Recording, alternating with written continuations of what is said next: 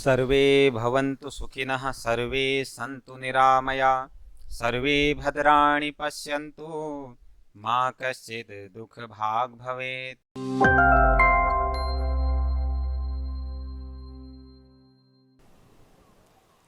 आपके और हमारे घरों में कई तरह के धार्मिक आयोजन होते हैं, जैसे कि कथा का आयोजन किया जाता है जिसे सत्यनारायण की कथा बोलते हैं।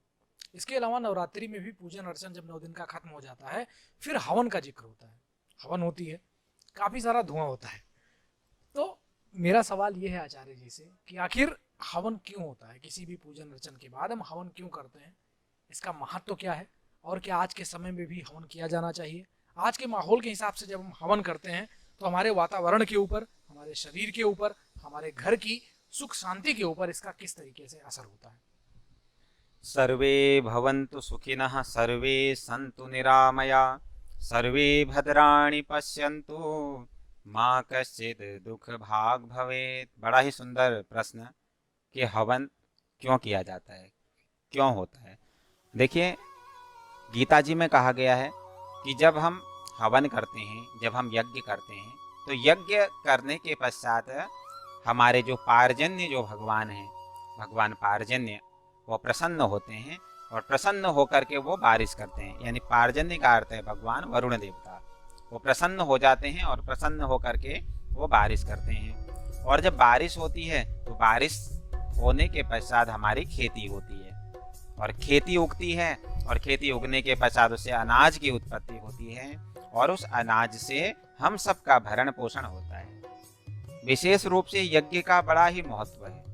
पहले के समय में हर घर में यज्ञ हुआ करता था, प्रत्येक दिन यज्ञ करते थे। एक जो सनातन धर्म का जो भी जीव है उसने प्रत्येक दिन अपने घर में यज्ञ करना चाहिए, क्योंकि जब हम यज्ञ करते हैं तो यज्ञ से उठने वाला जो धुआं, उसमें अनेक प्रकार की जड़ी बूटियां होती हैं और जब वो धुआं हमारे घर में, हमारे वायुमंडल में जब वो धुआं फैलता है तो उस धुएं से जो है वायुमंडल में हमारे घर के आसपास जितने भी कीड़े मकोड़े जो भी होते हैं उनका वो नष्ट हो जाते हैं। और नंबर 2, वर्तमान समय में अगर ये महामारियां, कोरोना महामारी, डेंगू आदि जो ये महामारियां हो रही हैं, तो इसका होने का कारण ही यही है कि हम लोगों ने यज्ञ बंद कर दिए हैं। पहले भी तो लोग जिया करते थे, सतयुग त्रेता में भी लोग जीते थे, लेकिन सतयुग त्रेता में क्यों ऐसी महामारियां नहीं होती थी।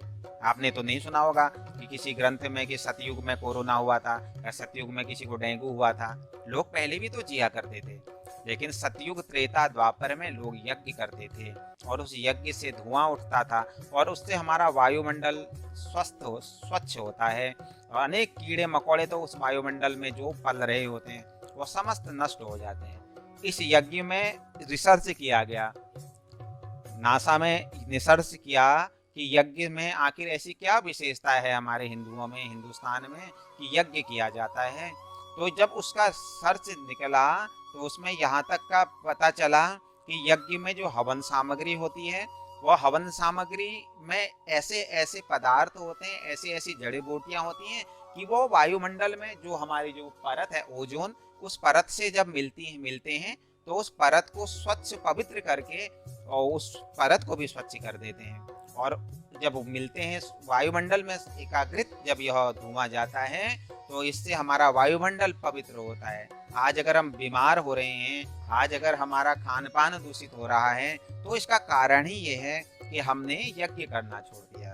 प्रायः ही 2 प्रकार के यज्ञ किए जाते हैं। एक यज्ञ तो नॉर्मल हम लोग करते हैं अपने घरों में, मान लो कभी मन में भाव आया चलो यज्ञ कर लेते हैं। और एक यज्ञ जब हम कोई अनुष्ठान करते हैं, मान लो हमने श्रीमद् भागवत किया और या मान लो हमने किसी ग्रह का जप किया, तो वह जप, वह पूजन तब हमें सार्थक लाभ देता है जब हम उसका हवन करें। क्योंकि नियम क्या है कर्म कांड का, जो भी कर्म हम करते हैं, मान लो हमने भगवान शनिदेव का जप किया तो उस जप का दशांश हमको हवन करना पड़ता है। या मान लो अगर हमने 18,000 जप किया, उसका 18,000 का दशांश 1800 हुआ, तो उसका हमने उतना 1800 हमने हवन करना चाहिए। और हवन का दशांश फिर हमने तर्पण, और तर्पण का दशांश हमने मार्जन। जब ये सारी चीजें हम करते हैं तब जाकर के हमें उस पूजा का लाभ प्राप्त होता होता है। पूजा भी तब हमें लाभ देती है जब हम उसका दशांश हवन करें, और जिस घर में हवन होए वह घर हमेशा स्वच्छ रहता है, पवित्र रहता है। तो हवन की यही मुख्य विशेषता है। आपने दो चीज़ों का जिक्र किया, आपने बताया हवन और यज्ञ, क्या दोनों में कोई खास फर्क है या ये सेम ही होता है? देखिए, हवन और यज्ञ में वैसे तो दोनों एक ही हैं, लेकिन थोड़ा सा इसमें समानता, थोड़ा सा अंतर ये है कि हवन जब हम अकेले अपने घर में, मान लो कोई 11 कर लेता है, कोई थोड़ा हवन कर लेता है, तो वो हवन है, कोई निमित्त जिसका कोई वो तुलना नहीं है, जिसकी कोई संख्या नहीं है, वह है हवन।